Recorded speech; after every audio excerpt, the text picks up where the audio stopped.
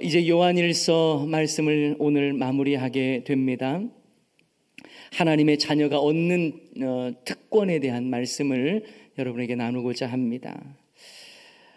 전 넷째 막내 아들한테 아주 오래전에 이런 말들을 종종 했거든요.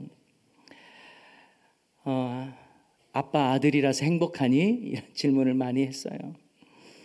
그런데 당시 어렸던 아들은 그때 상황에 따라 대답이 달랐습니다. 맛있는 것을 사주면서 질문을 하면 곧바로 예라고 대답을 했는데, 그냥 일상 속에서 아빠 아들이라서 행복하니라고 물어보면 한참 생각을 하는 거예요. 가끔은 대답도 잘 안 해줍니다. 아빠의 아들이라는 것이 자랑스럽지 않은가? 이런 생각을 할 때도 가끔은 있었어요. 저희 집 둘째 아들 녀석이 사춘기 때입니다. 지금은 그렇지 않습니다만 말대꾸를 하면서 불만을 토로한 적이 있었습니다. 아빠는 내가 목사 아들이라는 것 때문에 얼마나 힘들고 스트레스 받고 있는 줄 알아요? 막 그런 질문을 하는 거예요. 사실 저는 저희 집 아이들이 아빠가 목사라는 것을 항상 자랑스럽게 생각하는 줄 알았어요. 지금껏 사역하면서 성도님들에게 특별히 욕을 먹거나 나쁜 소리 들어가면서 사역해 본 적이 없다 보니까 아이들도 칭찬받으면서 목회하는 아빠 밑에서 스트레스를 안 받고 잘 자라는 것으로 생각을 했던 것이죠. 그런데 목회자나 선교사님들 자녀들을 보면 누가 뭐라고 말을 안 해도요, 자신은 늘 모범적으로 살아야 한다라고 하는 부담감을 갖고 사는 것이죠.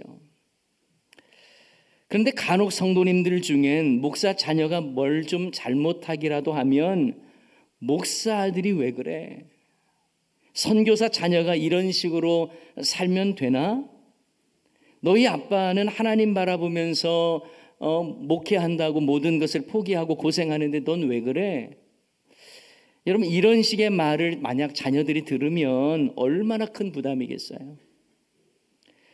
그러니 목사나 선교사 자녀는요, 자녀들 입장에서는 할 말이 있는 거예요. 누가 아빠 보고 목사님 하라고 했어요? 선교사님 하라고 했어요? 이렇게 말할 수 있는 건 아니겠습니까?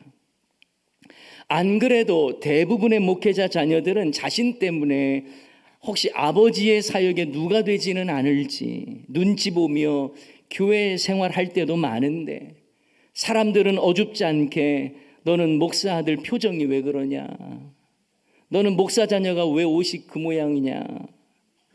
아버지가 목사님인데 왜 너는 이 모양으로 신앙생활 하냐? 이런 소리를 들으면 아이들은 정말 힘들어하는 것이죠. 아니, 아버지가 목사지 자식이 목사입니까? 아니잖아요. 이처럼 목회자 자녀들을 향한 성도들의 과도한 기대감이 아이들을 더 주눅들게 만들고 깊은 방황 속으로 밀어넣는 경우도 종종 있습니다. 목사 자녀만 그렇겠습니까? 장로님의 자녀도, 중직자의 자녀들도 부모의 신앙과 비교를 당하면서 얼마나 스트레스를 많이 받겠어요. 사실 부모가 자녀에게 신앙을 억지로 윽박지르면서 강요한다고 될 문제는 아니잖아요. 어쩌면 자녀들의 믿음 없음이 방임해서라기보다 너무 강요했기 때문일 수도 있습니다. 아니면 교회 누군가로부터 상처를 받아서 교회에 대한 부정적인 이미지를 갖게 되었는지도 모릅니다. 물론 본인이 게으르고 관심이 없어서 그럴 수도 있겠죠. 하지만 그럼에도 불구하고 우리는 포기하지 말고 그 자녀를 위해 기도해야 할 것입니다.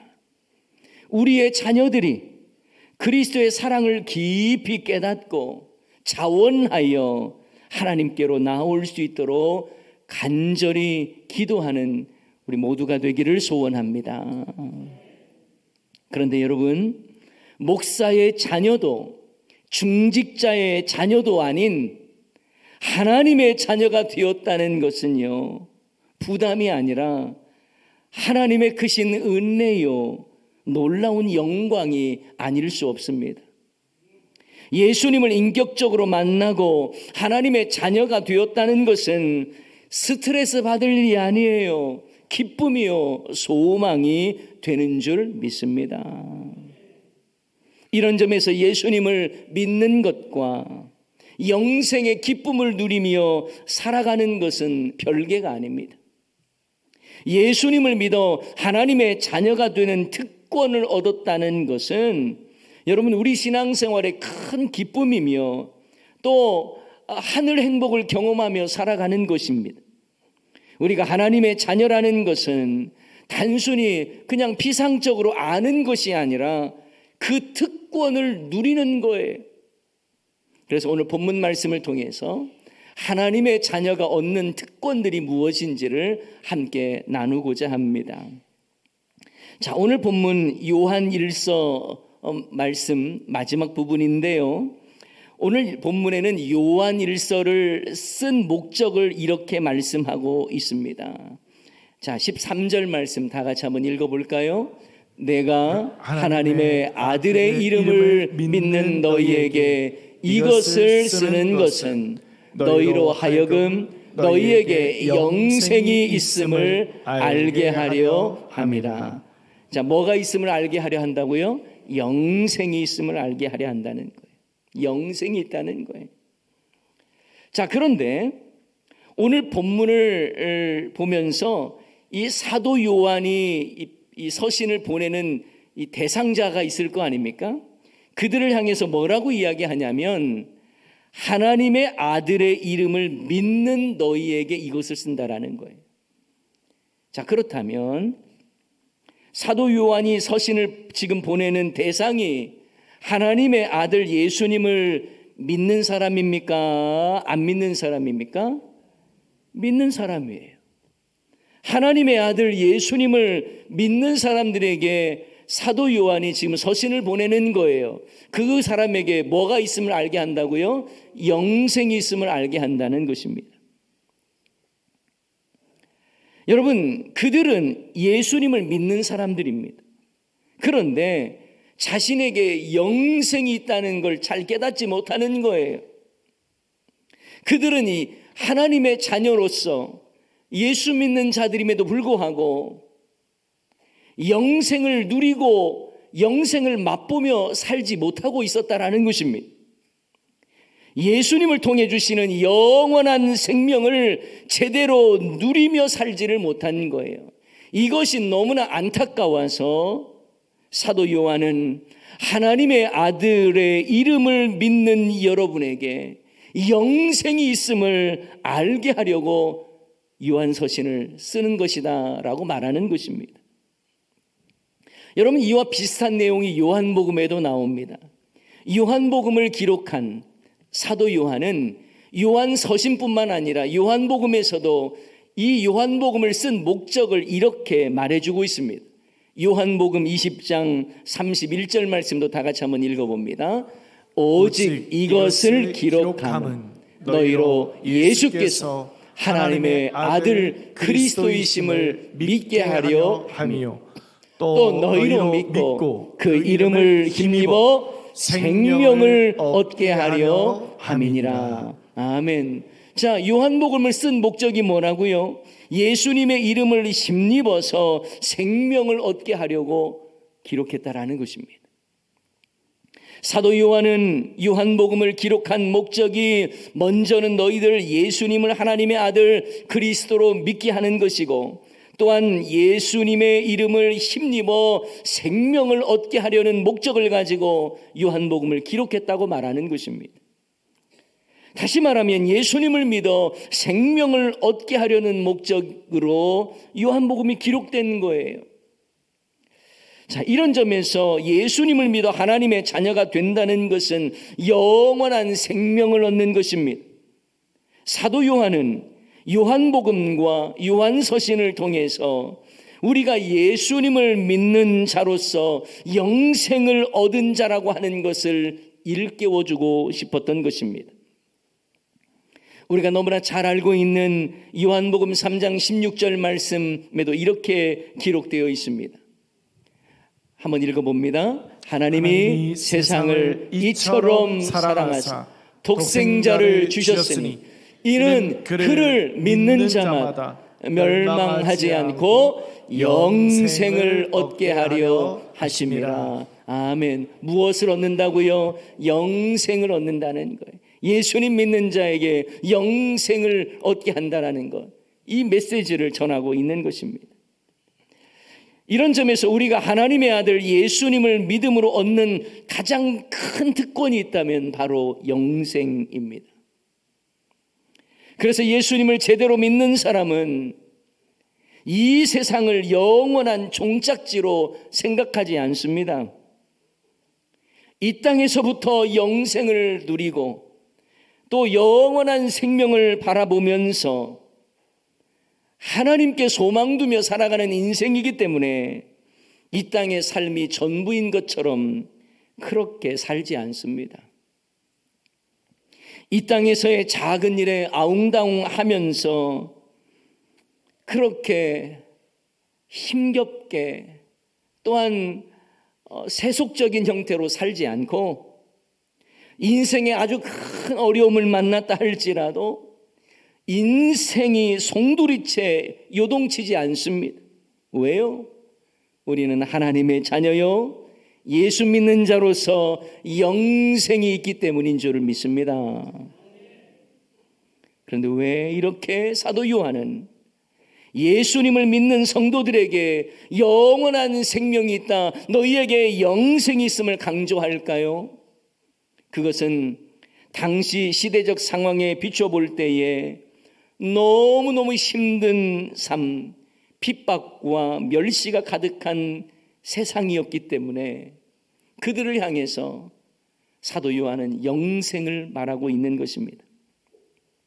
당시 로마 황제는 도미티아누스 황제 때로 예수 믿는 자를 여전히 핍박하고 고문과 죽이는 일을 쉽게 여기고 자행했던 그런 시대였습니다. 예수님을 믿는다는 것은 목숨을 내어 놓아야 할 그런 위험한 일이었습니다. 게다가 현실 중심의 이단 교리와 잘못된 영지주의자들의 그 미혹으로 인해서 성도들이 힘겨운 시간을 보내고 있었어요. 이때 사도 요한은 당시 믿음의 사람들을 향하여 너희에게 영생이 약속되어 있다, 이걸 강조한 것입니다. 여러분, 영생의 약속을 가진 자는요, 환난과 핍박 중에도 소망이 있는 거예요. 이 땅이 전부라고 생각하는 인생이 아니라 우리에게 영원한 생명이 주어져 있고 하나님의 자녀에게 주는 특권이 바로 영생임을 믿는 사람에게는 이 세상의 힘겹고 어려운 삶 속에도 천국을 소망하며 영원한 생명을 사모하며 살아가는 줄을 믿습니다. 여러분, 예수님을 믿는 자들에게 가장 강력한 소망은 무엇일까요? 천국의 소망, 영생의 확신입니다. 예수님을 믿음으로 영원한 생명을 얻게 된다는 거예요. 이것이 천국의 소망이며 우리의 인생 가운데 슬픔이 있고 심지어는 장래 중에도 위로가 되는 거예요. 바라기는 예수님을 믿어 하나님의 자녀가 된 여러분에게 영생의 특권이 있음을 확신하시기를 주님의 이름으로 축원합니다. 또한 하나님의 자녀로서 얻는 특권이 무엇이 있을까요? 그것은 바로 기도의 특권입니다. 하나님의 뜻대로 구하면 하나님이 들으신다고 하는 이 기도의 특권, 그걸 확신하는 삶이에요. 오늘 본문 14절, 15절 말씀 다 같이 한번 읽어봅니다. 시작. 그를 향하여 우리가 가진 바 담대함이 이것이니 그의 뜻대로 무엇을 구하면 들으심이라. 우리가 무엇이든지 구하는 말을 들으시는 줄을 안즉 우리가 그에게 구한 그것을 얻은 줄을 또한 아느니라. 아멘. 여러분, 우리가 험한 세상 속에서도 담대할 수 있는 이유가 여기 있다라는 것입니다. 바로 우리가 하나님의 자녀이기 때문에 아들의 기도, 우리의 기도에 하나님 아버지께서 응답하신다라고 하는 확신인 거예요. 하나님의 자녀인 우리는 바로 기도의 특권을 가진 자라는 것입니다. 사실 우리는요, 기도하면 특권이라기보다 의무 개념으로 생각이 될 때가 많아요. 그래서 성도들은 기도에 대해서 늘 부담을 가지고 있습니다. 왜요? 기도해야 되는데 내가 기도 못하고 있네. 물론 기도에 있어서 부담감조차 없다면 그런 분들이 너무 많아서 걱정이긴 해요. 하지만 여러분, 기도는 의무라기보다 특권에 가깝습니다. 우리가 하나님을 향해서 아버지라고 부르면서 하나님의 자녀로서 하나님을 향해서 언제라도 나아가고 무엇이라도 구할 수 있는 특권, 그것이 바로 기도의 특권입니다. 하나님께서는 사랑하는 자녀의 간구를 들으시고 응답하실 통로로 기도를 주셨어요. 이것은 하나님의 자녀로서의 특권입니다. 만약 이웃집 아이가 저에게 뭔가를 사달라고 떼를 쓴다면 제가 사줄 의무나 책임이 없습니다. 하지만 저의 아들이 제게 뭔가를 사달라고 한다면 그것이 아들에게 해가 되지 않거나 필요하지 않은 것이라는 생각이 들지 않는 이상은 사주는 거예요. 기도도 마찬가지입니다. 이웃집 아이가 아닌 하나님의 자녀로서 기도하는 것이기 때문에 그 기도에는 하나님께서 반드시 들으시고 응답하신다라고 하는 확신을 가질 때 하나님의 자녀로서 누릴 수 있는 이 기도의 특권을 가진 자로 저와 여러분이 살아가는 것입니다.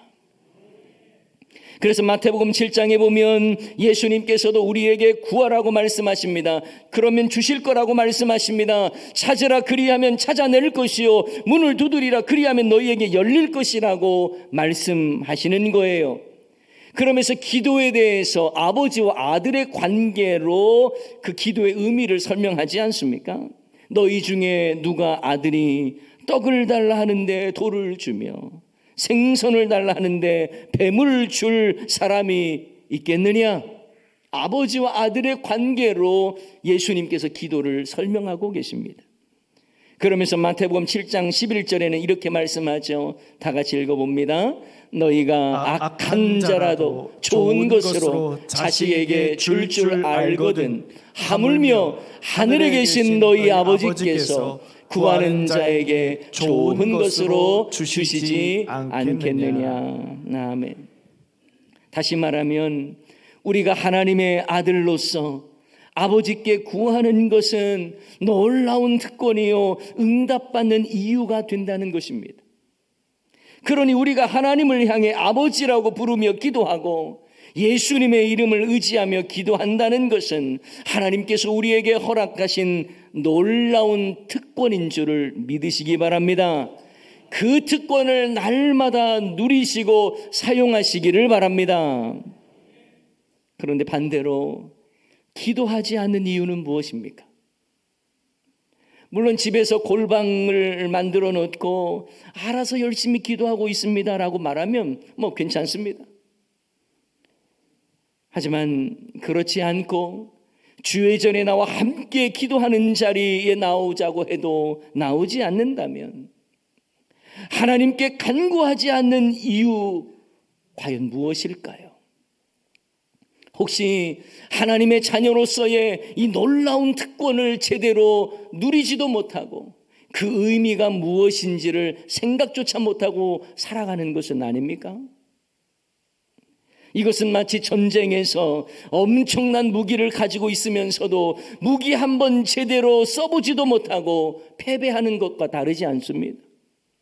기도는 승리의 도구요 하나님의 자녀로서 응답받는 도구라는 사실을 기억해야 합니다.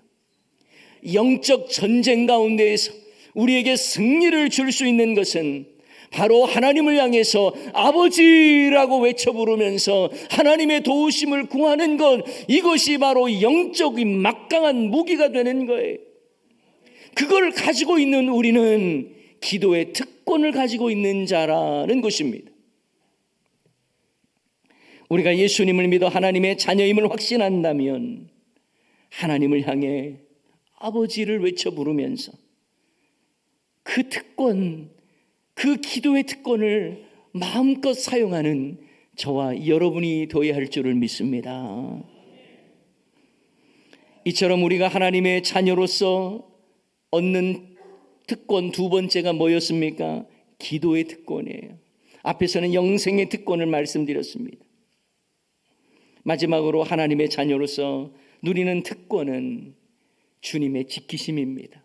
주님의 보호하심이에요. 오늘 본문에서 그 보호하심을 두 가지로 설명을 합니다. 먼저 죄에서 우리를 지키시겠다라는 거예요. 또 하나는 악한 자에게서 우리를 지키시겠다고 말씀하십니다. 오늘 본문 18절 말씀 다 같이 한번 읽어봅니다. 하나님께로부터 난 자는 다 범죄하지 아니한 줄을 우리가 아노라. 하나님께로부터 나신 자가 그를 지키심에 악한 자가 그를 만지지도 못하느니라. 아멘. 하나님께로부터 난 자는 범죄하지 않도록 하나님께로부터 나신 자, 곧 예수님께서 지켜주신다, 이렇게 말씀하고 있는 거예요. 그리고 악한 자가 만지지도 못하게 하시겠다고 약속하셨습니다. 그런데 우리는 이 본문을 보면 이런 하나님의 약속, 지키심의 약속보다는 그 앞에 구절의 마음에 무거움이 있어요. 하나님께로부터 난 자는 다 범죄하지 아니하는 줄을 우리가 아노라. 사실 우리는 하나님께로부터 난 자들이지만 다 실수하고 넘어지고 죄 많이 짓잖아요. 그런데 어떻게 우리가 다 범죄하지 아니한다라는 말씀을 어떻게 받아들일 수가 있겠습니까? 그래서 오늘 이 본문을 이해할 때는요, 두 가지로 해석할 필요가 있어요. 첫 번째는 문맥을 보는 것입니다. 오늘 본문에 보면 사망에 이르지 아니하는 죄와 사망에 이르는 죄를 구분하여 설명합니다. 이런 점에서 하나님께로부터 난 자는 다 범죄하지 아니한다라는 말씀은 사망에 이르는 죄를 짓지 아니한다는 말씀으로 해석할 수 있습니다. 우리가 예수님을 믿으면 아무 죄도 짓지 않는다는 말이 아니라 사망에 이르는 죄를 짓지 않는다는 말이에요. 예수님을 믿음으로 우리가 사망에서 생명으로 옮겨졌기 때문에 다시 사망에 이르는 죄에 속하지 않는다라는 말씀인 겁니다. 그러므로 사망에 이르는 죄는 바로 완전히 예수님을 떠나가는 죄라고 말할 수 있습니다. 하나님은 구원하시기로 작정하신 자가 혹시 잘못된 길로 갈지라도 택한 백성을 반드시 찾으시고 다시 돌아오게 하시는 거예요. 하나님은 택한 백성을 그냥 내버려 두지 않습니다. 그래서 사망에 이르는 죄를 지을 수가 없는 거예요. 그리고 하나님께로부터 난 자는 다 범죄하지 아니한다라는 또 하나의 해석은 범죄하지 아니하는에 해당하는 헬라어가 우크하말타네이라는 이 말인데 현재 동작을 나타내는 현재 시제입니다. 그래서 계속 반복적으로 범죄하고 습관적으로 의도적으로 범죄하는 것을 의미한다라고도 설명을 합니다. 그러니 범죄하지 아니한다는 말은 어떤 죄도 짓지 않는다라는 말이 아니라 계속 반복적으로 의도적으로 죄를 짓지 않는다는 말로 해석하기도 합니다. 믿음의 사람은 죄를 지으면 성령의 말할 수 없는 탄식이 있는 거예요. 그래서 죄를 깨닫고 회개하는 것입니다. 그래서 더 다듬어지고 더 거룩하게 살고자 하는 마음, 그런 노력들이 계속 일어나는 것입니다. 또한 예수님께서 우리를 악한 자들의 공격에서 지켜주시고 손도 못 대게 하시겠다고 말씀하십니다. 그렇습니다. 하나님께서 우리를 지키시고 붙잡아 주시니까 우리를 누가 대적할 수 있겠습니까? 하나님은 당신의 자녀인 우리를 붙드시고 지키시고 보호해 주시는 줄을 믿습니다. 로마서 8장 31절 말씀.